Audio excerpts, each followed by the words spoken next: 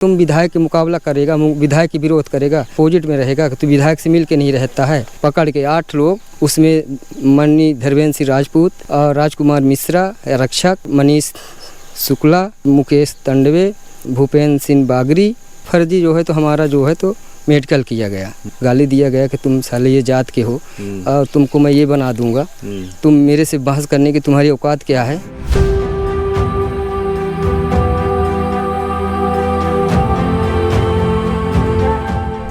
मेरे गांव में 7 मई को 2 परिवार के बीच में आपसी विवाद हुआ था।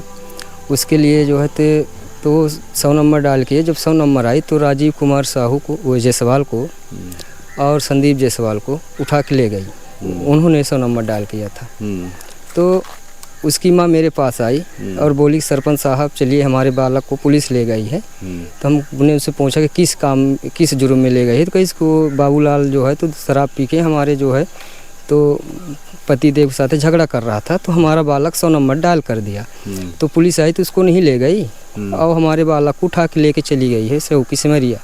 तो हमारी चलिए मदद करिए सरपंच साहब। तुम कहा ठीक है सर, ठीक है तू जा अपने घर, मैं जाता हूँ सिमरिया।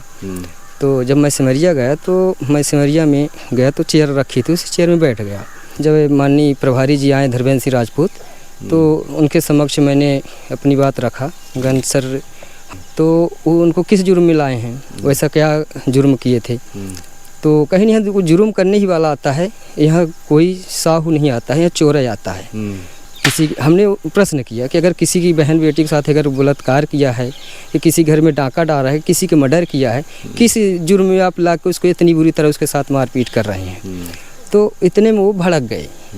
बोले मैं चेयर में बैठा था तो मैंने जात सूतक शब्द से मेरे को गाली दिया गया कि तुम साले ये जात के हो और तुमको मैं ये बना दूंगा, तुम मेरे से बहस करने की तुम्हारी औकात क्या है। तुम अपनी ग्राम पंचायत में जाके सरपंची कर और हमको चौकी हमको चलाने दे, थाना हमको चलाने दे, तुम्हारे हिसाब से थाना नहीं चलेगा, हमारे हिसाब से चलेगा। उन्होंने हमें इतने बोलने पर जात सूतक शब्द से गाली दिए और मतलब वहाँ से उठा के हमें पकड़ के 8 लोग हमें पकड़ के, उसमें माननीय धर्मेंद्र सिंह राजपूत और राजकुमार मिश्रा, रक्षक और मनीष शुक्ला और मुकेश तंडवे और भूपेंद्र सिंह बागरी, 2 और सिविल ड्रेस में थे। उनका नाम प्लेट नहीं पढ़ पाता। और पुरानिया वाली बिल्डिंग में, पुरानी बिल्डिंग है चौकी, उसमें ले जाके हमें चढ़ के मारे थे, जानलेवा हमला किए थे सर। मतलब मेरे पूरे शरीर में चोट आई थी और राजपूत मेरे सीने में चढ़ गए थे और राजकुमार और जो है तो मनीष, इन्होंने 2 हथी लाठी हमें मार रहे थे। और जब मैं मतलब बेहोशी हालत में हो गया, जब मैं असमर्थ हो गया, जब बोलने का मेरे पास शक्ति नहीं रह गई मेरे शरीर में, तो उन्होंने हमको छोड़ के और सीधे गाड़ी में बैठाया और ले गए सीधी। और सीधी में ले गए तो सिमरिया के वो डॉक्टर हैं सामुदायिक स्वास्थ्य केंद्र का, लेकिन वो क्लिनिक खोले थे सीधी में, तिवारी जी हैं, उनका नाम हमको नहीं मालूम है, तिवारी जी हैं। तो उनके यहाँ जो है तो फर्जी जो है तो हमारा जो है तो मेडिकल किया गया। उन्होंने लिखा कोई रिपोर्ट, कोई चोट नहीं है, कोई इनको वो नहीं है। और इसके बाद ले जाके बाद हमें जो है तो तहसील में पेश किए। तहसील के बाद वहाँ से चालान बना के हमें पड़रा भेज दिए। और जब मैं पड़रा में गया तो वहाँ जो है तो जेलर ने जब मेरी चोट दिखी तो वो मेरे को नहीं ले रहा था। बोला इतना क्यों मारा है, कौन मारा। तो हमने उनको बताया कि मैं अंदर किए, मैं चल फिर नहीं पा रहा था। इसके बाद जो है तो वही राजीव का एक चाचा था, तो वो हमें बन्नी बोक्का से वहाँ ले जाता था, ले आता था। और मैं मतलब फिर 24 घंटा में जेल में था। मतलब 7 मई को शाम को हमको अंदर किए और 8 मई को हमें शाम के छोड़े। हम क्यों हमको सर मार रहे हैं, हमारी गुनाह क्या है। तो वो बोल रहे थे कि तुम विधायक के मुकाबला करेगा, विधायक की विरोध करेगा, विधायक जो है तो अपोजिट में रहेगा, तो विधायक से मिल के नहीं रहता है, तुम विधायक से ऊपर हो गया है, तुम नारायण तिवारी के मुकाबला करेगा। नारायण तिवारी कौन है? ये विधायक जी के चाचा जी हैं। अच्छा। और हनुमानगढ़ ग्राम पंचायत के सरपंच हैं, बर्तानवी सरपंच पति हैं जी।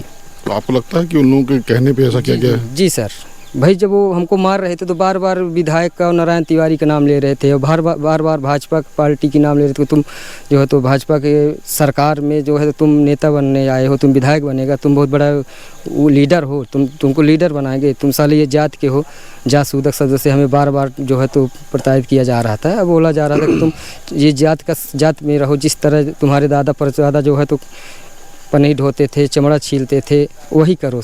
तुम कुर्सी में बैठेगा तुम मेरे सामने, तुम्हारी औकात है कुर्सी में बैठने का। तुम तो इसकी आपने शिकायत कहीं की क्या? सर मैं हो गया, फिर जब जेल से मैं छूटा तो माननीय जिला पुलिस अधीक्षक महोदय के पास अपनी जो है तो आवेदन दिया, विज्ञापन उनको। इसके बाद जो है तो हमने कलेक्टर महोदय के दिया, महामहिम राष्ट्रपति के नाम, राज्यपाल के महोदय के नाम समक्ष, अनुसूचित जनजाति को और मानवाधिकार को हमने सब रजिस्ट्री कराया। फिर इसके बाद हमारी कहीं कोई सुनवाई नहीं हुई।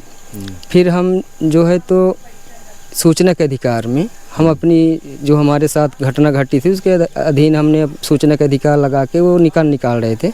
तो आज तक हमको कोई नकल प्राप्त नहीं हुई। SDOP साहब, SP साहब के पास फिर मौखिक गया तो मिला, मतलब तो उन्होंने बोला कि ठीक है मेरा विभाग जांच कर रही है, विभागीय जांच में अगर पाया जाएगा तो उसके ऊपर कार्रवाई होगी। लेकिन आज तक विभागीय जांच नहीं हो पाया अभी तक। तो अभी तक आप चुप क्यों थे? अभी तक आपने आवाज़ जो है सरकारी उस पर उठाई है, मीडिया में आप पहली बार आए हैं, तो अभी तक चुप क्यों थे? किस बात का डर था आपको?